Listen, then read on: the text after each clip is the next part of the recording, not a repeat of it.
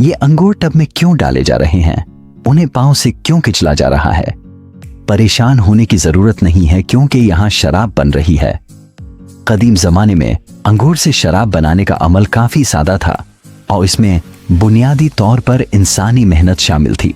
कटाई, सबसे पहले अंगूरों को एहतियात से तोड़ा जाता था।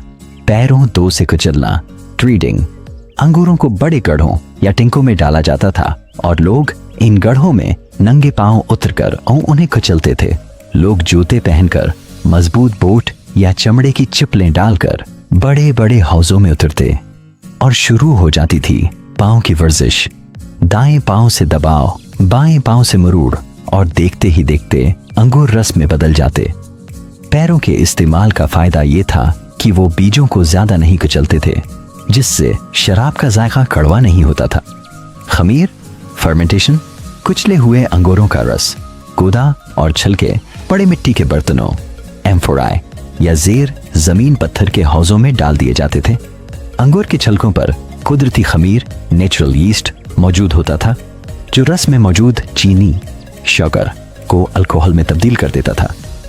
जखीरा और छानना, खमीर का अमल चंद दिनों से हफ्तों तक जारी रहता था। उसके बाद शराब को साफ किया जाता था और जर्रात को नीचे बैठने दिया जाता था या उसे छानने के लिए कपड़े का इस्तेमाल किया जाता था। फिर उसे मजीद पख्ता, एज होने और जखीरा करने के लिए महरबंद बर्तनों में रखा जाता था।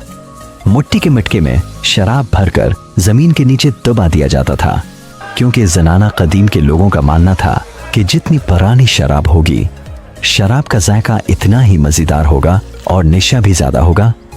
इसीलिए जमाना कदीम के लोग शराब को मिट्टी के मटकों में डालकर सालों जमीन में दबाकर रखते थे और सालों बाद निकाल कर पीते थे। कुछ ही दिनों बाद जब वो मटका खोला जाता तो अंदर मौजूद रस न पहले जैसा रहता और न ही उसकी खुशबू। जायका कुछ मीठा, कुछ खटा और हल्की सी गर्मी का एहसास देता। लोग हैरान होते और फिर मुस्कुरा उठते। शराब कड़वी क्यों होती है? हापस, हॉप्स बियर की सबसे बड़ी वजह हापस हैं। हापस एक किस्म के फूल होते हैं जो बियर में डाले जाते हैं। हापस बियर को कड़वा जायका देते हैं, मट्ठास को बैलेंस करते हैं और बियर को जल्द खराब होने से भी बचाते हैं। जितने ज्यादा हापस इतनी ज्यादा कड़वाहट, इसीलिए कुछ बियर बहुत ज्यादा कड़वी होती हैं। जैसे IPA, ये सब इकसाम की शराब मुख्तलिफ चीजों से बनती है, इसलिए इनका जायका वगैरह मुख्तलिफ होता है। लेकिन हर शराब में एक चीज आम होती है, एथानॉल। ये वो केमिकल है जिसकी वजह से शराब को अल्कोहल कहा जाता है और इसी केमिकल की वजह से नशा होता है।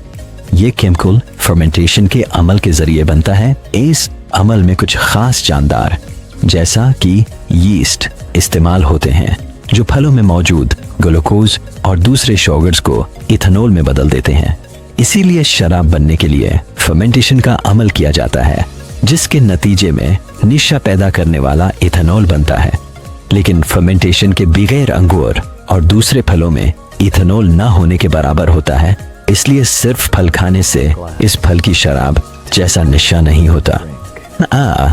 यही वो मशरूब था जिसे आज हम अंगूर से बनने वाला कदीम मशरूब या इब्तिदाई बियर नमा मशरूब कह सकते हैं। इस जमाने में ये सिर्फ पीने की चीज नहीं थी, बल्कि खुशी, मेहमान नवाजी और तकरीबात का हिस्सा समझी जाती थी। मिस्र, यूनान और रोम जैसी कदीम तहजीबों में अंगूर से बने मशरूबात को खास मकाम हासिल था। बादशाहों की महफिलें हों या आम लोगों के घर, ये मशरूब हर जगह मौजूद होता।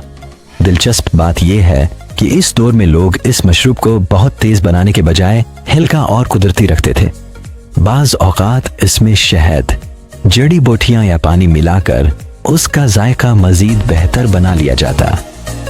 आज चाहे जदीद दौर की बियर और वाइन कितनी ही तरक्की याफ्ता क्यों ना हो जाए, मगर अंगूर से मशरूब बनाने की असल कहानी आज भी वही है।